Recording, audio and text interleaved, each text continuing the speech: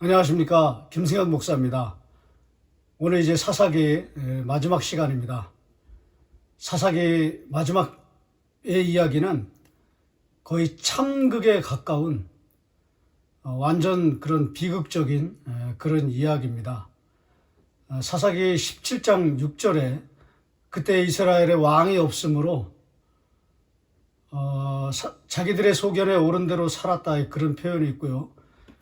그 다음에 사사기 맨 마지막 21장 25절에 그때 이스라엘의 왕이 없으므로 사람이 각기 자기의 소견에 옳은 대로 행하였더라 라고 하는 표현이 17장 6절에 나오고 그 다음에 21장 마지막 절에 또 25절에 나옵니다.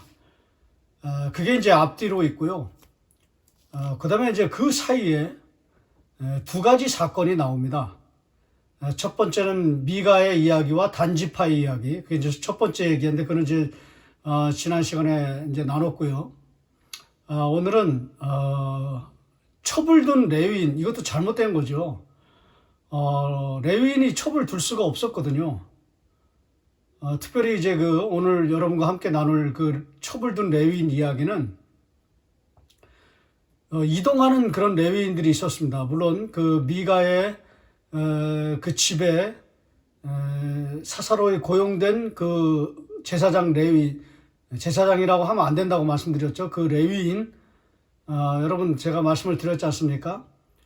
그 사람도 이동하는 그런 레위인이었는데, 원래 이동하는 자체가 잘못된 거거든요. 그런데 자기들의 소견에 옳은 대로 살기 때문에 그냥 이동하는 거죠. 이 첩을 둔 레위인도 이동하는 그런 레위인에 속하거든요. 그런데 이 사람이 또 첩을 두었습니다. 첩을 둔 자체가 잘못된 건데, 레위인은 첩을 둘 수가 없었거든요. 그런데 첩 이야기가 또 나옵니다. 근데 그 첩이 또 이제 많은 성경학자들은 이제 부부싸움을 했다고 그렇게 이야기합니다. 물론 이제 뭐 행음했다 이런 이제 우리가 이제 보는 성경에는 행음했기 때문에 그렇게 이제 친정집으로 갔다 그렇게 돼 있지만은 부부싸움을 좀 심하게 했습니다. 그래가지고 이제 친정집으로 갔는데, 이제 그 첩을 둔 레위인이 그 첩을 찾아오는 그런 이야기 속에서 그 첩이 불량배들에 의해서 성폭행을 당하고, 그리고 이제 죽임을 당하잖아요. 여러분 잘 아시는 것처럼. 그러니까 이 사람이 또 그걸 12조각으로 또 시체를 또 쪼개가지고, 이런 참 그 말로 다 할 수 없는 그런 참극을 자행을 합니다. 레위인이 시체를 만든다는 자체도 그 잘못됐거든요. 완전히 그 부정의 이야기거든요. 그런 이야기가 나오는 거예요. 그런데 그러면서 그 첩이 이제 죽어서 그걸 12조각으로 쪼개가지고 12지파에 그걸 다 보내지 않습니까? 그러면 12지파가 이제 그 베냐민을 또 이제 처단하기 위해서 또 모이잖아요.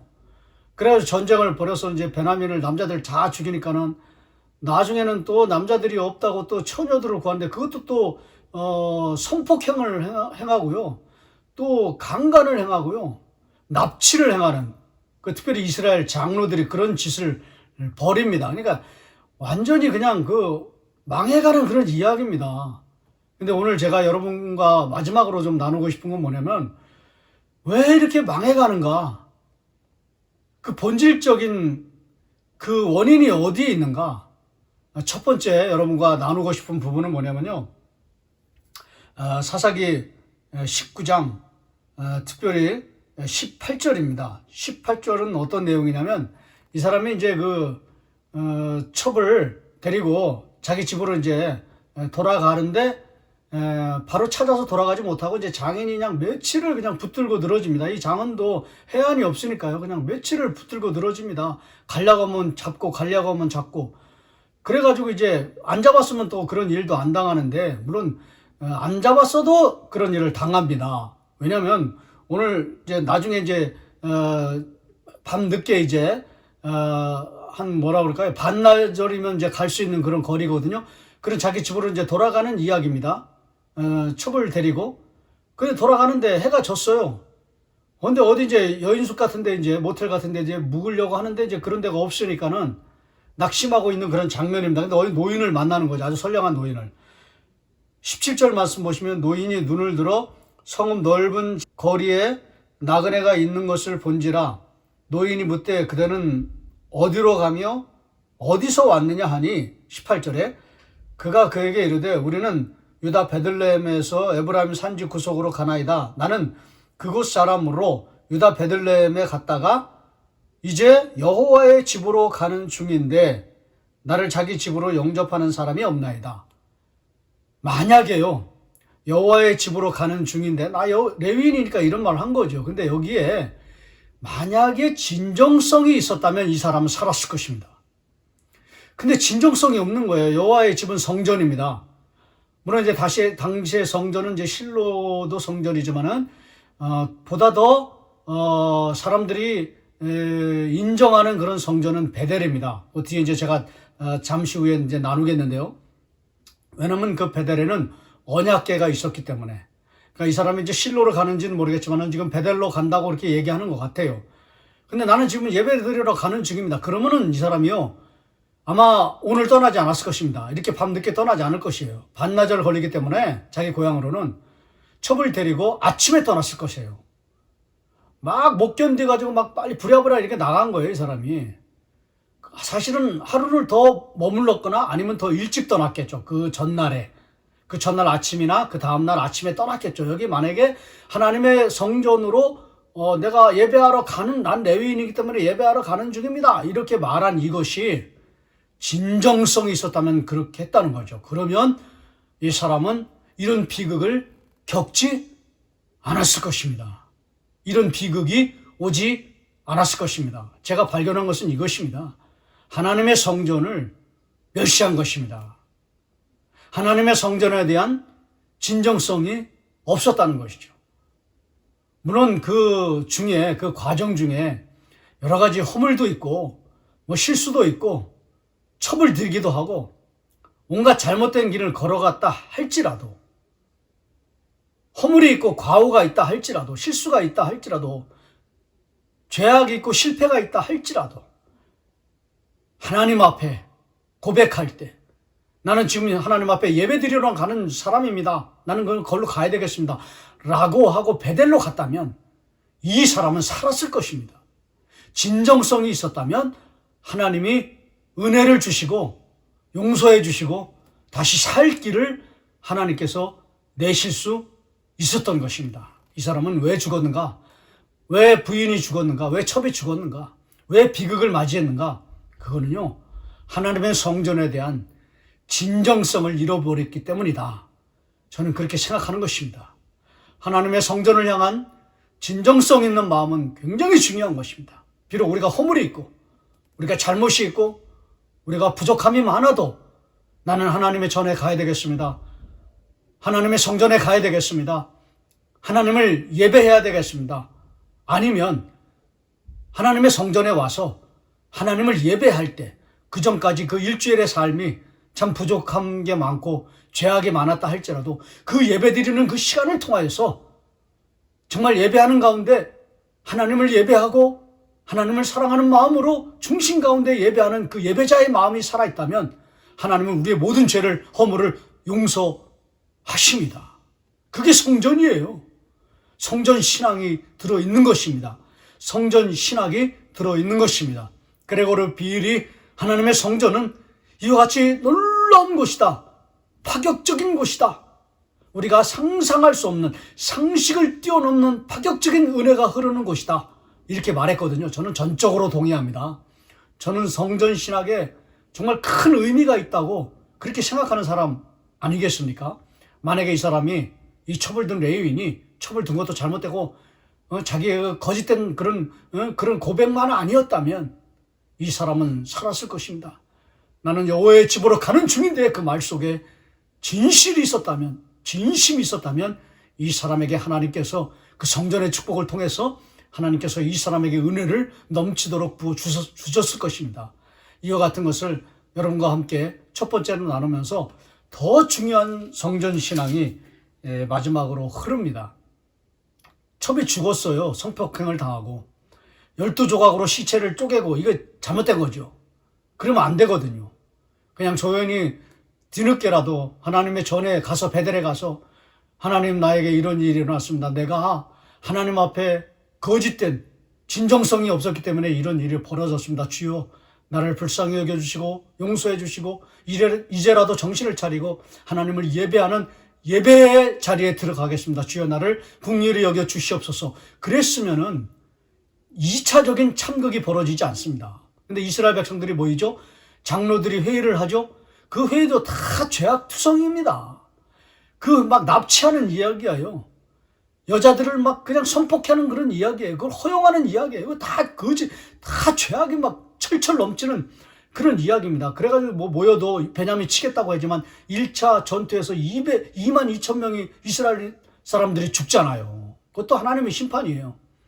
정신을 못 차리고 뭐 물론 베델에 또 모이긴 합니다. 근데 예배가 없어요. 1차에 2만 2천 명이 죽었는데도 정신을 못 차리는 거죠. 뭐가 문제인지를 알지를 못하는 거예요. 막대한 표현을 해서 죄송하지만 똥인지 된장인지 구분하지 못하는 거예요. 뭐가 뭔지를 알지를 못하는 거예요. 베델에 올라가긴 합니다. 근데 거기서 우리가 누가 먼저 올라갑니까? 이런 헛소리나 해요. 하나님 앞에 회개하고 하나님을 예배하는 그 예배의 마음을 회복해야 되는데 그런 마음이 없어요. 그래서 1차에 2만 2천 명이 죽잖아요. 이스라엘 지파들이 12지파들이. 그리고 또 전쟁에 나갑니다. 정신 못 차리고요. 나 18,000명이 또 죽습니다. 근데 놀라운 일이 벌어집니다. 이제 3차에 나가서는 이제 하나님께서 이스라엘 백성들에게 이제 승리를 주시거든요. 근데 그 승리를 주시는 그 원인이 있습니다. 25절 보시면은요. 20장 25절. 베냐민도 그 이튿날에 기브아에서 그들을 치러 나와서 다시 이스라엘 자손 18,000명을 땅에 엎드려 들었으니 다 칼을 빼는 자였더라. 2차에도 이스라엘 지파가 죽었어요. 이렇게 전쟁에 패한 거죠. 근데 26절에 보세요. 이에 온 이스라엘 자손 모든 백성이 올라가 베델에 이르러 울며 거기서 여호와 앞에 앉아서 그날이 저물도록 금식하고 이렇게 했어야죠. 처음부터 번제와 화목제를 여호와 앞에 드리고, 이건 진정성이에요. 이건 진심으로 회개하고 금식하고 하나님 앞에 예배하는 예배의 마음이 회복되고 있는 거예요. 27절에 이스라엘 자손이 여호와께 물으니라. 그때에는 하나님의 언약궤가 거기 있고 베델에 하나님의 언약궤가 있는 것이죠. 근데 28절 보세요. 아론의 자손인 엘르아살의 아들 비나스가 그 앞에 모시고 섰더라. 이스라엘 자손들이 여쭈기를 우리가 다시 나아가 내 형제 베냐민 자손과 싸우리까 말리까 하니, 잘 보세요. 여호와께서 이르시되 올라가라. 내일은 내가 그를 네 손에 넘겨주리라 하시는지라. 이거는 완전히 승리를 주시겠다는 그런 표현 아닙니까? 내 손에 넘겨주시겠다. 이런 표현은 굉장히 중요하다고 말씀드렸잖아요. 이게 완전히 반전이 일어납니다. 그리고는 이스라엘 백성들이 이제 승리를 하는 거거든요.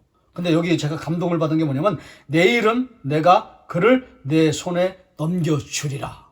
이게 마지막 사사기 마지막 부분의 이야기, 그 에피소드의 오늘 설교의 제목입니다. 내일은 내가 그를 내 손에 넘겨주리라. 하나님의 진심이 담겨있는 승리의 표현입니다.